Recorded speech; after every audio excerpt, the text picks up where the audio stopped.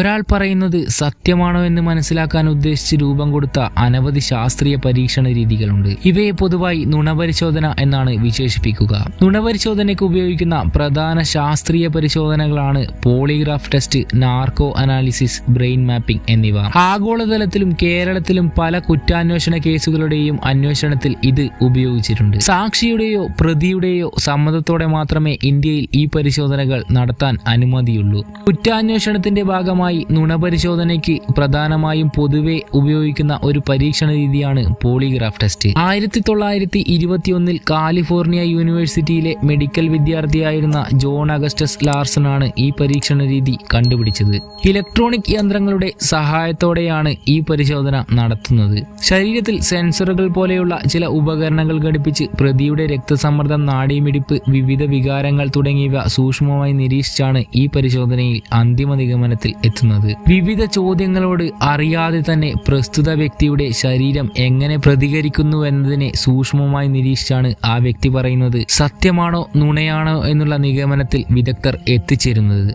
ഇന്ത്യയിൽ പ്രസ്തുത പ്രതിയുടെ സമ്മതത്തോടെ മാത്രമേ ഈ പരിശോധന നടത്താൻ അനുവാദമുള്ളൂ. ഈ പരിശോധനയുടെ കൃത്യത പലപ്പോഴും ചോദ്യം ചെയ്യപ്പെട്ടിട്ടുണ്ട്. കുറ്റാന്വേഷണ ഏജൻസികൾ പ്രതികളിൽ നിന്നും തെളിവ് ശേഖരിക്കാനായി സ്വീകരിക്കുന്ന മറ്റൊരു ശാസ്ത്രീയ മാർഗമാണ് നാർക്കോ അനാലിസിസ്. ബോധം കെടുത്തുക എന്നർത്ഥം വരുന്ന നാർക്ക് എന്ന ഗ്രീക്ക് പദത്തിൽ നിന്നാണ് നാർക്കോ എന്ന ഇംഗ്ലീഷ് പദത്തിന്റെ ആരംഭം. യുദ്ധത്തടവുകാരെയും കുറ്റവാളികളെയും ചില സന്ദർഭങ്ങളിൽ മനോരോഗികളെയും ബാർബിറ്റ്യൂറേറ്റുകൾ പോലുള്ള ലഹരി മരുന്നുകൾ കുത്തിവെച്ച് ചോദ്യം ചെയ്യുകയോ കൗൺസിലിംഗ് വിധേയമാക്കുകയോ ചെയ്യുന്ന രീതിയെ സൂചിപ്പിക്കാനാണ് ആദ്യകാലങ്ങളിൽ ഈ പദം ഉപയോഗിച്ചിരുന്നത്. 1922 ഹോൾസ്ലി എന്ന അമേരിക്കൻ മനഃശാസ്ത്രജ്ഞനാണ് ഈ പദം ആദ്യമായി ഉപയോഗിച്ചത്. കുറ്റകൃത്യങ്ങളിൽ പ്രതികളാക്കപ്പെടുന്നവരിൽ ട്രൂത്ത് സിറം എന്നറിയപ്പെടുന്ന മരുന്നുകൾ കുത്തിവെച്ച് സത്യങ്ങൾ പുറത്തു കൊണ്ടുവരാൻ ഉപയോഗിക്കുന്ന ഒരു ശാസ്ത്രീയ പരിശോധനയാണിത്. ചോദിക്കുന്ന ചോദ്യങ്ങൾക്കെല്ലാം വിലക്കുകളോ ആത്മനിയന്ത്രണമോ ഇല്ലാതെ സത്യസന്ധമായി ഉത്തരം നൽകത്തക്ക രീതിയിൽ വ്യക്തികളുടെ തലച്ചോറിൽ രാസമാറ്റമുണ്ടാക്കാൻ ട്രൂത്ത് സിറം എന്നറിയപ്പെടുന്ന ഈ മരുന്നുകൾക്ക് കഴിയും. എന്നാൽ അവർ പറയുന്ന കാര്യങ്ങൾ പൂർണ്ണമായും സത്യമാണെന്ന് ഉറപ്പിക്കാൻ കഴിയുകയില്ല. മുൻകരുതലില്ലാതെ ഈ ട്രൂത്ത് സിറങ്ങൾ കുത്തിവെച്ചാൽ ഒരുപക്ഷെ മരണം വരെ സംഭവിക്കാനിടയുണ്ട്. ഹൃദ്രോഗം, ഉയർന്ന രക്തസമ്മർദ്ദം തുടങ്ങിയ അസ്വാസ്ഥ്യങ്ങളുള്ളവരിൽ വളരെ സൂക്ഷിച്ചു മാത്രമേ ഈ പരിശോധന നടത്താറുള്ളൂ. ഇന്ദ്രിയങ്ങളുടെ പ്രവർത്തനത്തെ മന്ദീഭവിപ്പിച്ച് വേദനയില്ലാതെ ഉറക്കത്തിനും മയക്കത്തിനുമിടയിലുള്ള ഒരു അവസ്ഥയിലേക്ക് മനുഷ്യനെ എത്തിക്കാൻ കഴിവുള്ളവയാണ് നാർക്കോട്ടിക് മരുന്നുകൾ.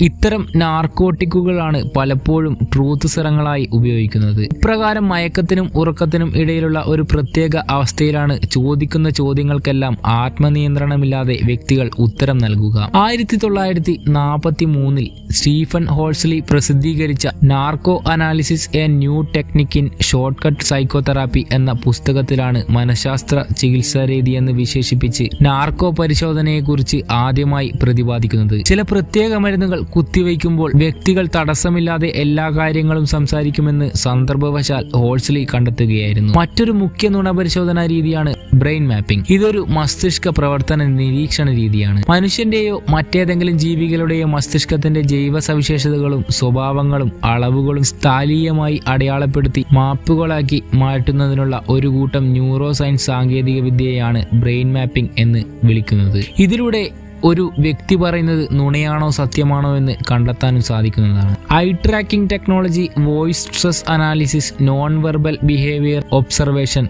എന്നിവയാണ് മറ്റ് അറിയപ്പെടുന്ന നുണപരിശോധനാ രീതികൾ. പക്ഷേ ഇത്രയൊക്കെ നുണപരിശോധനാ രീതികൾ ഉണ്ടെങ്കിലും ഇവയൊന്നും ഒരാൾക്കും തരണം ചെയ്യാൻ പറ്റാത്തതാണെന്നോ എപ്പോഴും ഫലപ്രദമാണെന്നോ കൃത്യതയുള്ളതാണെന്നോ ഉറപ്പുള്ളതായി ശാസ്ത്രീയമായി അംഗീകരിച്ചിട്ടില്ല. ഇതിൽ പലപ്പോഴും പിഴവുകൾ പറ്റാറുമുണ്ട്. ചില പ്രത്യേക മാനസിക രോഗികളിൽ ഈ പരീക്ഷണ രീതികളൊന്നും തന്നെ ഫലപ്രദമല്ല. കാരണം അവർ ചിലപ്പോൾ ഒരു മിഥ്യയെ ആയിരിക്കാം സത്യമാണെന്ന് വിശ്വസിക്കുന്നത്. ഇത്തരത്തിൽ പല സന്ദർഭങ്ങളിലും നുണപരിശോധനകൾ അപ്രസക്തമാവാറുണ്ട്. CIA പോലുള്ള ചില രഹസ്യാന്വേഷണ ഏജൻസികൾ ഉദ്യോഗസ്ഥരെ നിയമിക്കുന്നതിന് മുമ്പ് അവരെ നുണപരിശോധനയ്ക്ക് വിധേയമാക്കാറുണ്ട്. അമേരിക്ക പോലെ ചില രാജ്യങ്ങൾ ഒഴിച്ചാൽ ഭൂരിഭാഗം ലോകരാജ്യങ്ങളിലും നുണപരിശോധനാ റിപ്പോർട്ടുകളെ ശക്തമായ തെളിവുകളായി കണക്കാക്കാറില്ല.